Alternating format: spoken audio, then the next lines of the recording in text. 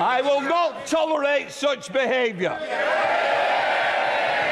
If you want to go out now, but if you stand again, I'll lord you out. Make your mind up. Either shut up and get out.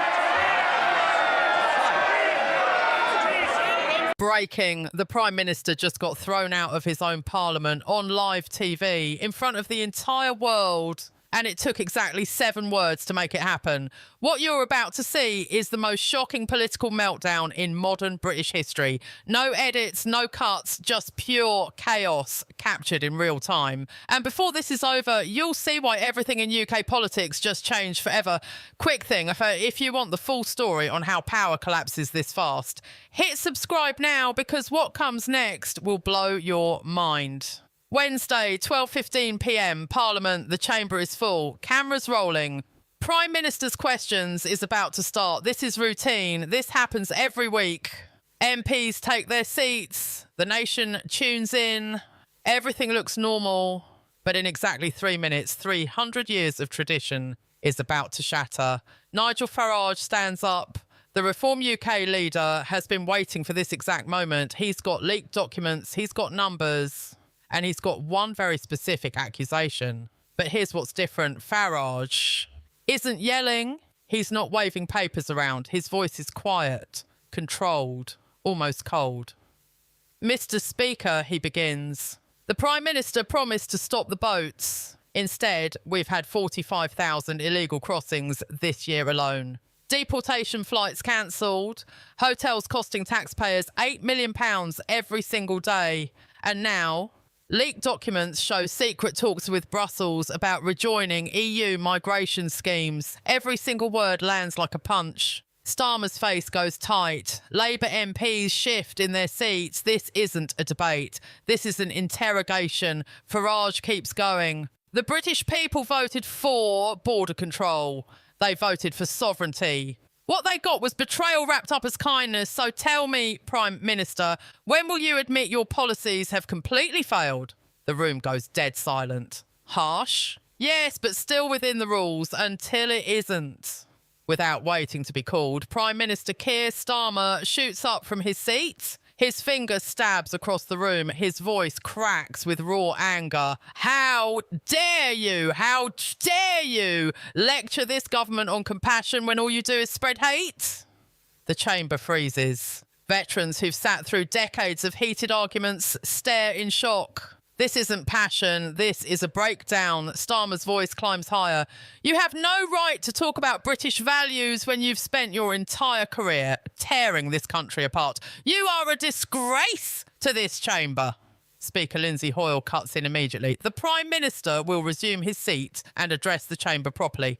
But Starmer ignores him. He steps forward, red-faced, arms flailing. This man has no business questioning our policies when he can't even keep his own party together. Hoyle's voice slices through like ice. The Prime Minister will sit down now. Starmer keeps raging. The most powerful man in Britain is losing it. Live. On camera, in front of millions. And then the Speaker does something almost nobody alive has ever seen. Standing Order 43. The chamber goes completely silent. This is an ancient rule. It gives the Speaker total authority to remove any member of Parliament who refuses to keep order, including the Prime Minister.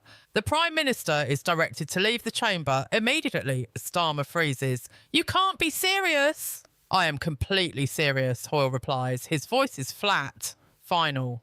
This chamber will not accept personal attacks instead of real debate. Security, escort the Prime Minister out. Audible gasps. Camera shutters fire like gunshots. 2 security officers walk towards the Prime Minister. Starmer looks around desperately. Nobody moves. Not even his own MPs. They won't even look at him. This is outrageous, he mutters. But there's no strength left in his voice. The officers guide him toward the exit. His shoulders drop. His power drains away with every step. The Prime Minister of the United Kingdom walks out of Parliament, escorted, like a troublemaker thrown out of a bar. Then Nigel Farage speaks again, still calm, still measured.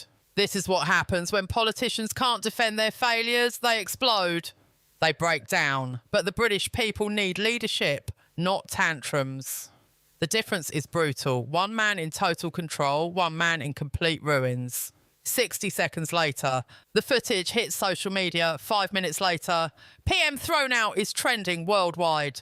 1 hour later, it's the top story on every news network. CNN, BBC, Al Jazeera, Sky News, everyone. The numbers don't lie. Starmer's approval rating drops 15 points overnight. In Labour's northern heartlands, the places that used to love him, the anger is vicious. Radio call-ins explode. If he can't control himself in Parliament, how can he run the country? One caller shouts. Focus groups use words like unhinged, unstable, embarrassing. Even loyal Labour voters start to turn. Meanwhile, Reform UK's website crashes from the flood of new sign-ups. Donations pour in. Farage holds a press conference outside Parliament that same evening, and his words cut deep. What we saw today wasn't just a loss of temper, it was a loss of authority, a loss of credibility, and a loss of the basic self-control you need to lead a country. The Prime Minister could have answered with facts. Instead, he chose rage. Britain is facing serious problems. Immigration, the economy, our future.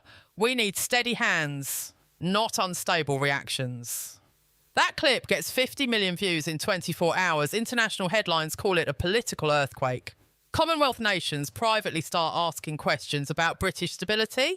Back home, Labour enters full panic mode. Emergency meetings break out. Deputy Leader Angela Rayner reportedly calls Starmer an embarrassment.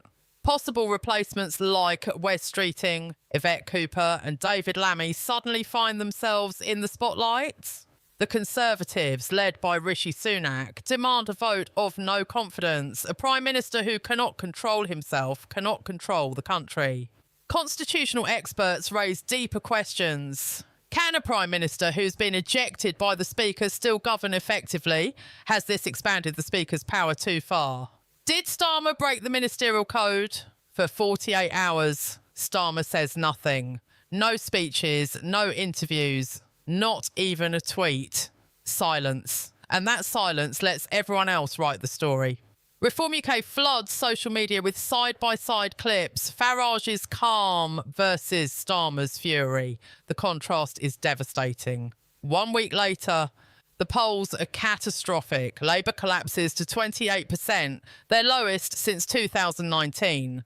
Reform UK surges to 23%, dangerously close to becoming the main opposition. The Conservatives climb to 31%. And here's the most shocking stat. For the first time ever, Nigel Farage ranks second in Best Prime Minister polls. Behind Sunak, but well ahead of Starmer. In Labour's old strongholds across the north, Reform UK is now leading in some areas. The political map of Britain is being redrawn in real time. The media piles on without mercy. The Guardian calls it a moment of madness. The Mirror asks, "What have you done, Keir?" Late night shows tear it apart, comedians mock it, memes flood every platform, thrown out of Parliament becomes everyday language. But underneath the jokes, something darker is happening. Public trust in politics collapses to record lows. Only 23% of Brits say they have confidence in the system. For many, Starmer's meltdown represents the breakdown of stable government itself. Reform UK capitalises ruthlessly. Farage tours the country, showing the footage of Starmer's rage before asking crowds, "Is this the leadership you voted for?" The answer, shouted back every time, is the same. No. Labour tries to spin it. They call it passion. They say he was standing up to extremism. Nobody buys it. Cabinet ministers defending Starmer look awkward on camera. The public sees straight through it. 3 weeks after the incident, Labour MPs formally submit letters of no confidence in Starmer's leadership. Senior figures accuse him of disgracing the party. The man who won a historic majority just months ago is now fighting for his political life. So here's where we are. 1 moment, 3 minutes, one explosion. It didn't just damage a Prime Minister, it triggered a political earthquake that's still shaking the entire system. The old guard is crumbling, something new is rising. And that leaves one massive question hanging in the air. What happens next? Will Starmer survive? Or is this the beginning of the end? Could Nigel Farage actually become Prime Minister? And what does this mean for British democracy itself? Is this just a one-time breakdown? Or are we watching the total collapse of the old political order in real time? The answer might come sooner than anyone thinks. Because if this taught us anything, it's that in modern politics, everything can change in 3 minutes. Drop your prediction in the comments right now. Do you think Starmer will resign? Will Reform UK keep rising? Could Farage actually end up in number 10?